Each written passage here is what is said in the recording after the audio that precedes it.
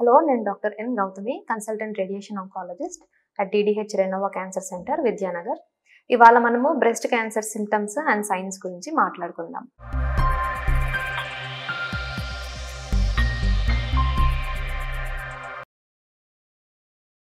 Breast cancer వచ్చిన పేషెంట్స్కి అంటే క్యాన్సర్ అనుమానం ఉన్న పేషెంట్స్కి ఎలా వాళ్ళని వాళ్ళు పరీక్షించుకోవాలి, ఎటువంటి సిమ్టమ్స్ వస్తే వాళ్ళు డాక్టర్ దగ్గరికి రావాలి అనేది నేను ఇప్పుడు చెప్తాను. రెండు రొమ్ముల్ని అప్పుడప్పుడు ఎగ్జామిన్ చేసుకుంటూ ఉండాలి.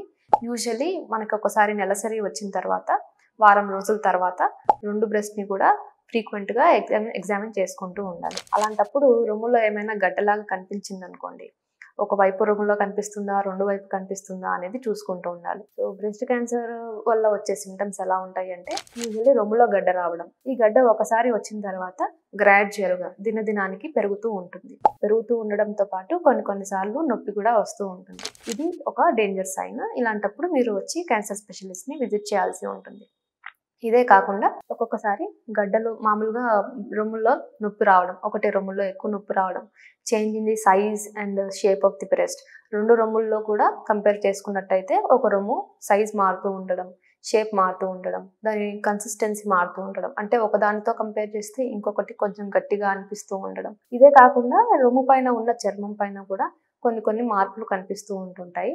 లైక్ ఒక్కొక్కసారి పుండు రావడము, ఏదైనా స్రవం కారణము, అట్లే కొన్ని నరాలు అలా ఎంగార్జ్డ్ వెయిన్స్ అంటే వెజిల్స్ కనిపించడము.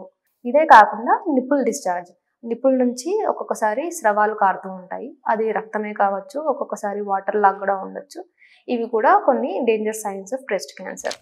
ఇదే కాకుండా మన నిప్పుల్ అనేది లోపలికి చొచ్చుకుపోయి ఉండడము, నిప్పుల్ క్రాక్ అవ్వడము, నొప్పి రావడము, పగుళ్ళు రావడము, ఇవన్నీ కూడా వస్తుంటాయి.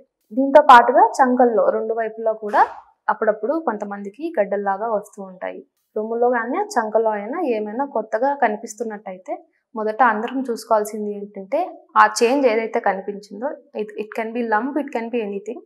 అది గ్రాడ్యువల్లీ ప్రోగ్రెస్ అవుతుందా, అలాగే ఉంటుందా, తగ్గుతుందా అనేది చూసుకోవాలి. యూజువల్లీ క్యాన్సర్కి సంబంధించినవి రోజు రోజుకు పెరుగుతూ వస్తాయి. దాంతోపాటు నొప్పి కూడా వస్తుంటాయి.